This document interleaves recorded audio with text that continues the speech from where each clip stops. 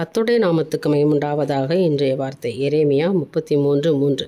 என்னை நோக்கி கூப்பிடு, அப்பொழுது நான் உனக்கு உத்தரவு கொடுத்து நீ அறியாததும் உனக்கு எட்டாததுமான பெரிய காரியங்களை உனக்கு அறிவிப்பேன்.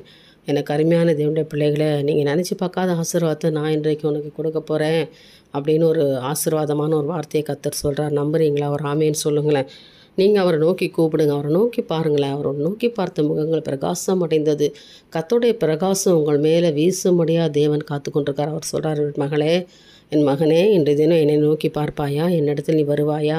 உன் விண்ணப்பத்தை என்கிட்ட நீ சொல்வாயா? நான் உன்னுடைய தேவையெல்லாம் சந்திக்கும்படி ஆயத்தமாக இருக்கிறேன். நான் உனக்கு உத்தரவு கொடுப்பேன். நீ கேட்ட உடனே உனக்கு நான் இல்லைன்னு சொல்ல மாட்டேன். உடனே நான் உனக்கு அருள் செய்வேன். என்னுடைய ஆசீர்வாதத்தை நான் உனக்கு கொடுப்பேன். நீ நினச்சி பார்க்காதது எல்லாவற்றையும் நான் செய்து முடிப்பேன் அப்படின்னு ஆண்டவர் வாக்கு கொடுக்குறார். நம்புங்க.